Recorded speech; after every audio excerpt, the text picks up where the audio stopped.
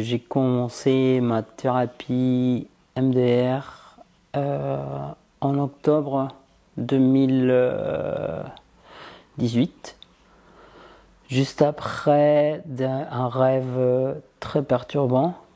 Je me suis mis en contact avec mon ex-femme, ou la mère de mon fils, qui est psychologue aussi.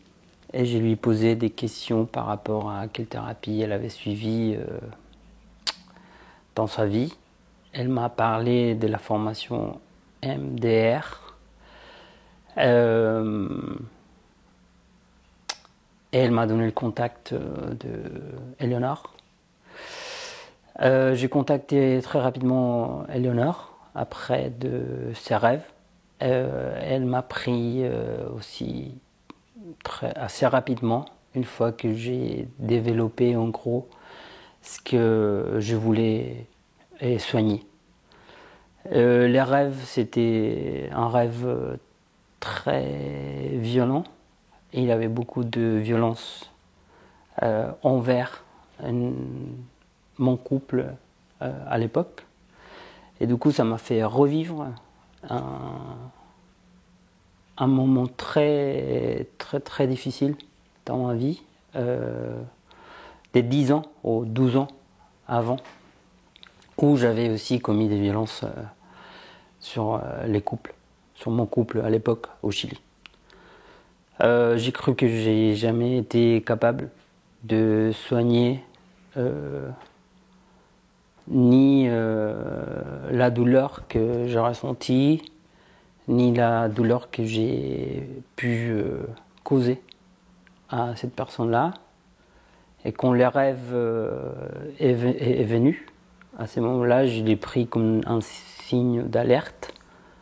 Je m'étais dit que c'était le moment de vraiment faire un travail sur moi-même et de retenter une fois plus une thérapie, sachant que dans mon parcours, dans ma vie, je n'avais déjà fait une thérapie suivie par une psychiatre à 18 ans.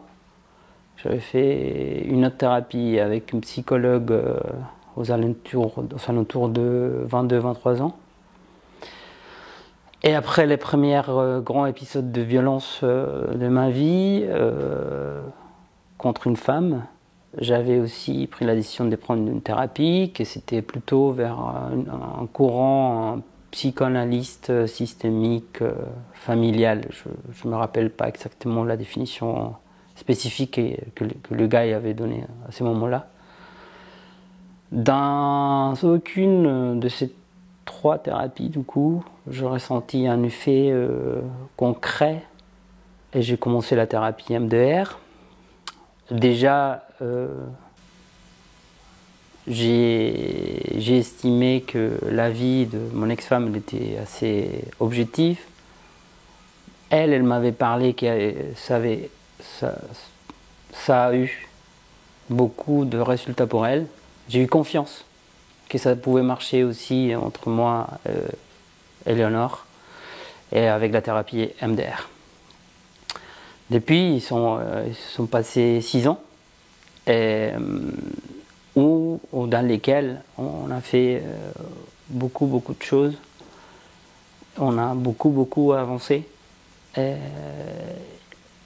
Ça a énormément changé mon avis par rapport aux thérapies, parce que jusqu'à ces moments-là, j'ai vécu surtout des thérapies qui étaient très soutenues ou appuyées sur les mots, sur les langages, sur les échanges qui peuvent exister entre le thérapeute et les patients. Et c'était très mot-centrique. Je veux dire, c'était les mots qui étaient en priorité et pas les vécus. Donc une des choses qui m'a beaucoup apporté et que ça a ouvert une nouvelle dimension de mon soin, de me faire soigner, pour ainsi dire, c'était le fait de avoir une partie où on pouvait établir certaines coordonnées de travail et pour après voir ou ressentir. En fait, le fait d'avoir la possibilité de me concentrer et de faire les stimulations avec soit les lumières ou soit les vibrations, ces moments-là, ça m'a permis de voir comment mon corps ou comment certaines blessures ou problématiques étaient logées beaucoup à l'intérieur de mon cœur et pas comme je croyais qu'il dépendait uniquement de mes paroles, de mes mots. J'ai beaucoup exploré la manifestation concrète, corporelle de ce que jusqu'à ce moment-là j'appelais mes blessures. Donc à partir de 2018, on a commencé à travailler. Éléonore m'a posé la question de pourquoi je venais. Et mon premier objectif, c'était de comprendre quelle était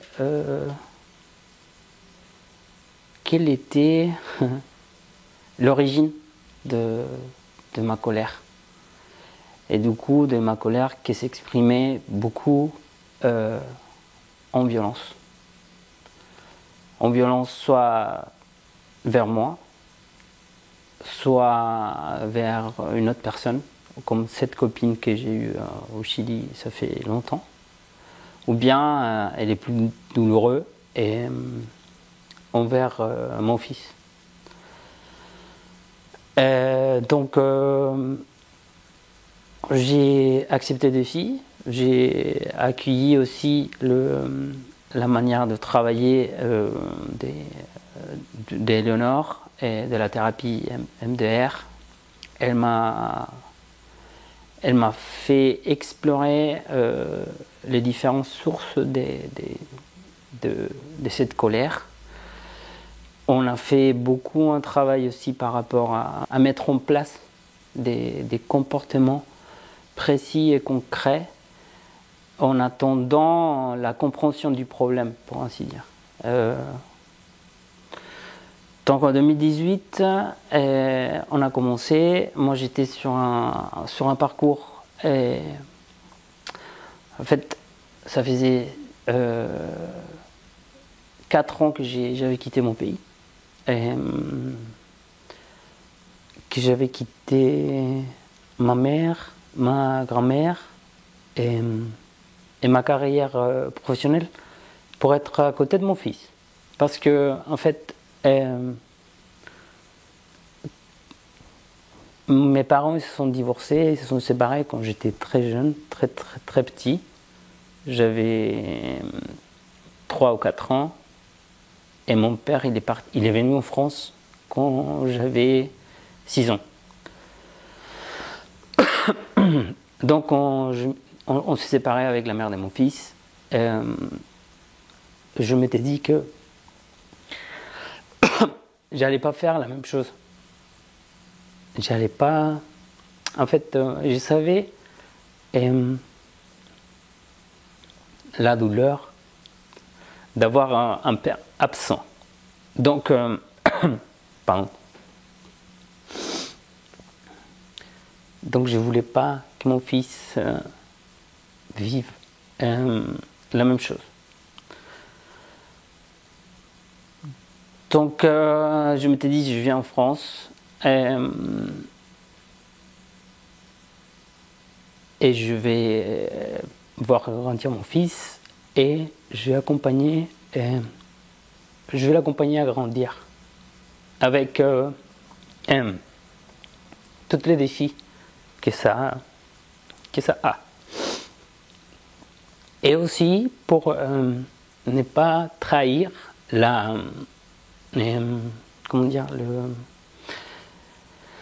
l'engagement que j'avais pris envers sa mère. Parce qu'il est né d'un amour Et donc la cohérence de l'amour demande des actes. L'amour est comme il fait. Donc moi je savais que je devais être là pour elle et pour mon fils, et je ne voulais pas revivre ça en tant que enfant abandonné, entre guillemets.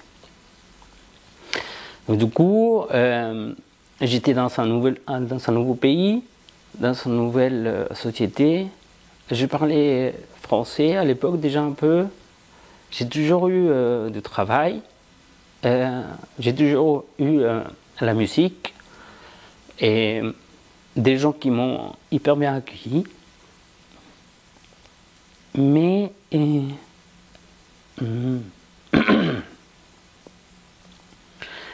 mais j'étais faible, j'étais blessé. Il y avait beaucoup de choses que je ne pouvais pas résoudre tout seul, en fait. Et c'était hyper compliqué de s'ouvrir et demander de l'aide aux autres. Peu importe. Ni à mes potes, ni à ma famille, ni à ma mère, ni à personne. Le pas à franchir, je pense que le plus compliqué, c'est de s'avouer qu'on a besoin de l'aide et de savoir qu'il y a des gens qui sont là pour nous aider, ou qui ont la volonté, qui ont le désir peut-être de nous aider, quoi. Mais qu'on n'a pas cette volonté et qu'on cache, on s'est dit, parce qu'on a en tête que en tant qu'homme on doit résoudre tout seul, parce qu'on doit être comme ça, parce qu'on doit toujours donner, parce qu'on doit toujours être bon, parfait. C'est hyper compliqué de briser les stéréotypes de l'homme que la société nous demande d'être, pour pouvoir dire ouvertement j'ai besoin de l'aide. Et en fait, comme je ne pouvais pas dire j'ai besoin de l'aide, j'ai sorti. J'ai passé les semaines que mon fils, je pouvais me retrouver avec lui une semaine sur deux, parce qu'avec sa mère, on a construit une résidence alternée. Donc il était une semaine avec elle et une semaine avec moi. Donc la semaine qu'il n'était pas avec moi, j'étais tout le temps en train de sortir, de me noyer dans l'excès de différentes substances, notamment l'alcool et notamment certaines drogues, qui me permettaient plus ou moins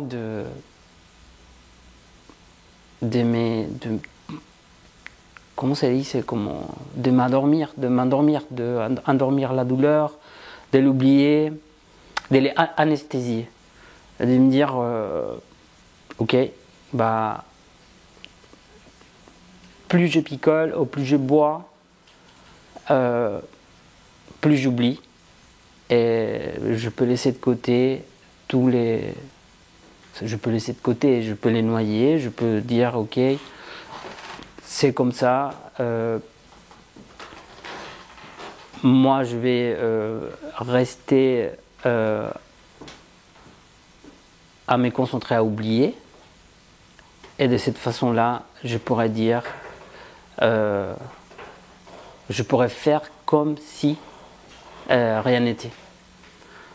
Donc quand j'ai commencé ma thérapie MDR, j'étais sur un élan de vie de nuit, de vie nocturne, d'excès, qui est uniquement s'est cassé parce que à un moment donné j'étais pris par la police, j'étais mis en garde alternée, J'étais pris un dimanche à 20h, j'étais sorti en mardi, 48 heures après. À ces moments-là, c'était un désévrage intensif. Je suis passé 48 heures enfermé. J'ai dû confronter d'autres gens, notamment le dealer, la police.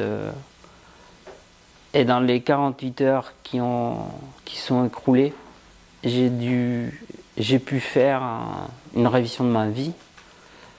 Et là, c'était une grosse prise de conscience qui était un résultat d'un travail qu'on venait de faire,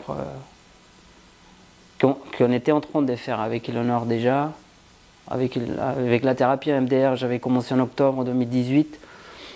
Là, c'est août 2019. Et en fait, c'est comme si les deux choses seraient croisées à un moment clé où j'ai vu que j'étais en train de perdre complètement ma vie. Que j'étais en train de perdre toutes les opportunités qui m'entouraient, toutes les personnes, toutes les possibilités. Et c'était une claque, comme on dit. C'était une claque de l'univers, comme parfois on peut dire aussi.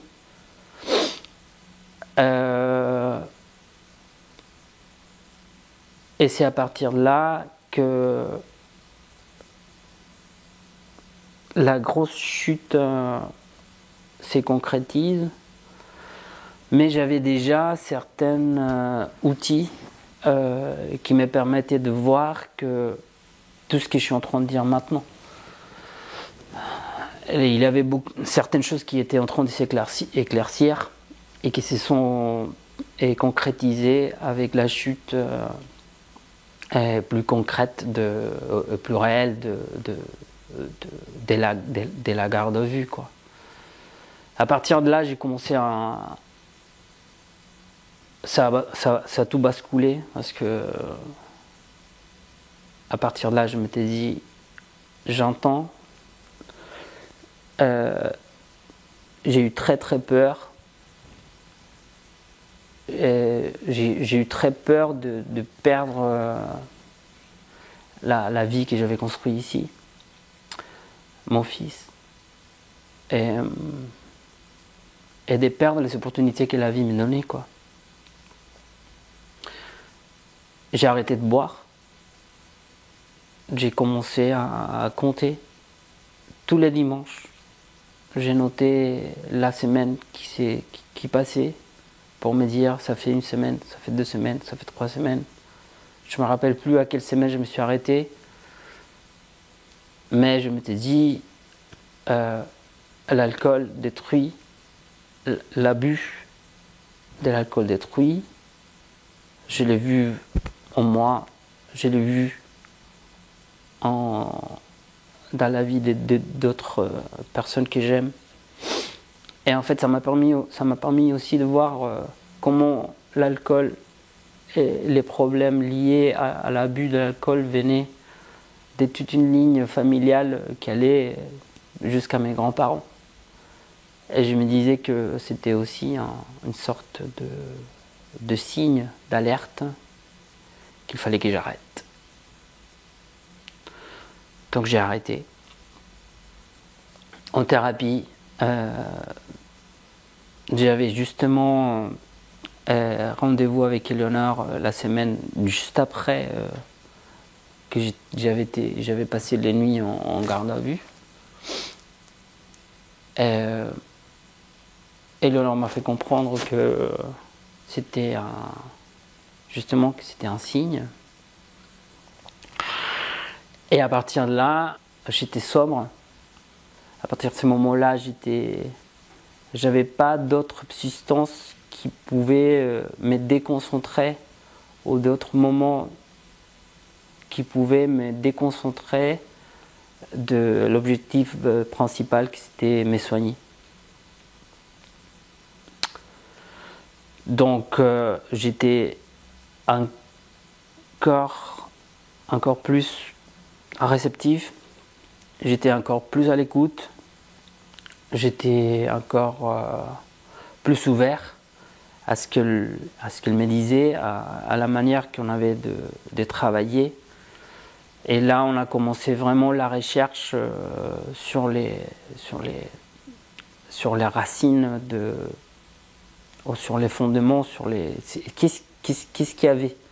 Qu'est-ce qu'il y avait dans tout ça et qu'est-ce qu'on peut, comme elle, comme elle dit souvent, qu'est-ce qu'il y a maintenant? C'est toujours une phrase.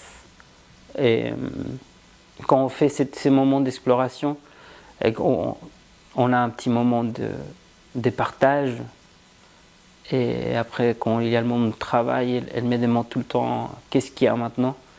Ça m'a permis de développer quelque chose on pense que c'est très, comment dire, que c'est très évident, mais ça ne l'est pas en fait. Que c'est savoir s'observer soi-même.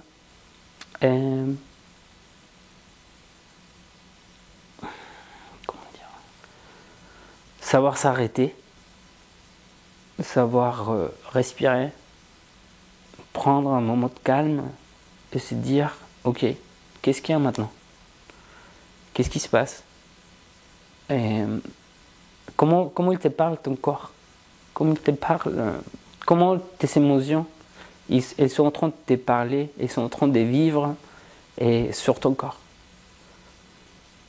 Du coup ça après c'est un moment très très décisif parce que on a commencé à explorer si on laisse venir l'esprit et si on laisse venir si on laisse un peu de liberté, si on libère un peu ce qui se passe à notre intérieur, on va avoir des voix, des signes, des choses qui vont permettre, qui vont nous permettre de dévoiler ce qu'il y a chez nous. Et donc du coup on a pu identifier quels sont les enjeux par rapport à la relation que j'ai avec ma mère, à la relation que j'ai avec mon père, et comment j'étais un peu pas pris comme un adulte pendant beaucoup de temps.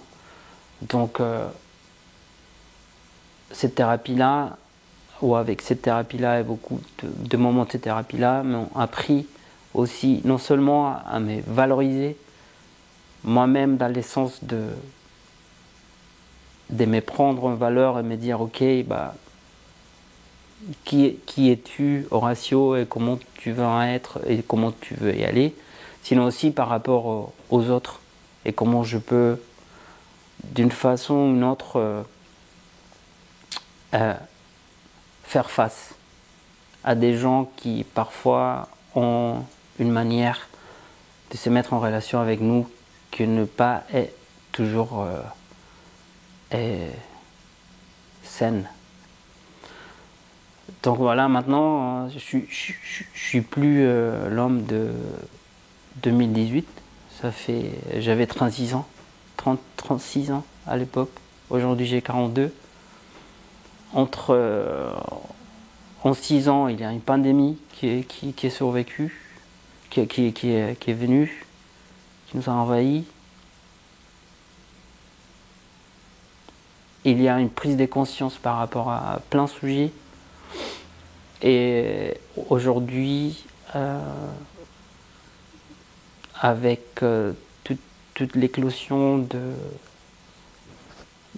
la vague féministe, je peux aussi me mettre en contact avec ma masculinité, avec l'idée,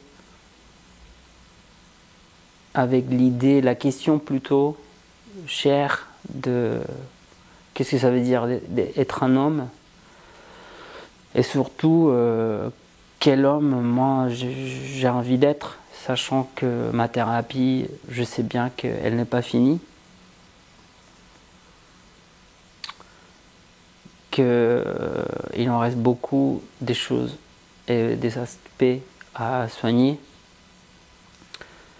et notamment que j'ai beaucoup de douleurs associées à le mal que j'ai pu faire à mon fils.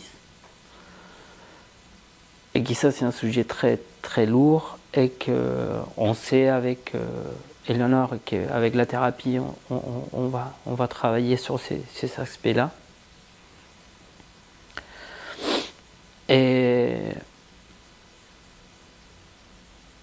la question maintenant, c'est aussi comment on continue à trouver une manière de se soigner d'une façon quotidienne, régulière. Savoir que le travail prioritaire, c'est peut-être nous-mêmes pour être mieux en fonction, pour être mieux et plus attentive aussi aux besoins des autres. J'ai vu les, comment dire, j'ai compris la colère, j'ai compris ses conséquences, et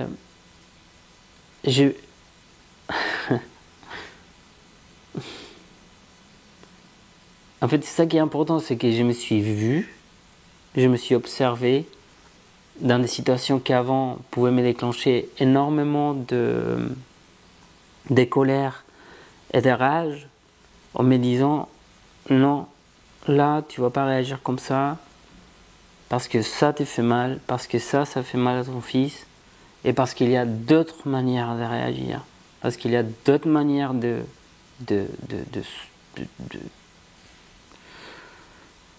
d'affronter ce type de défi.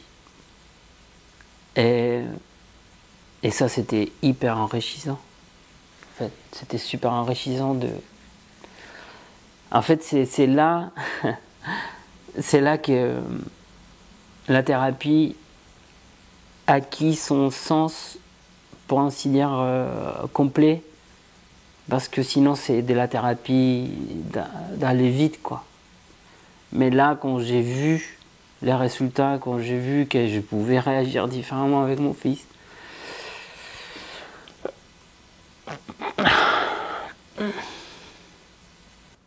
c'est très c'est très prenant en fait, parce que là je me dis ça marche. Ça c'est très important, parce qu'en fait j'ai pu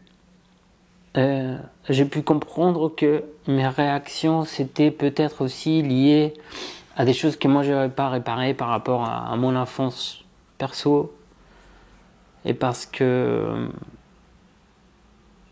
ou simplement parce qu'il faut que j'apprenne à prendre des décisions d'une manière différente, parce que je ne veux pas responsabiliser tout sur mon passé non plus. Et ça c'était des moments très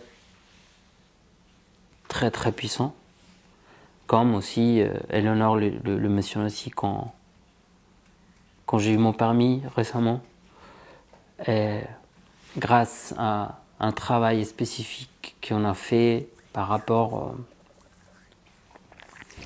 à un Horatio que j'ai un peu négligé quand j'étais plus jeune, quoi.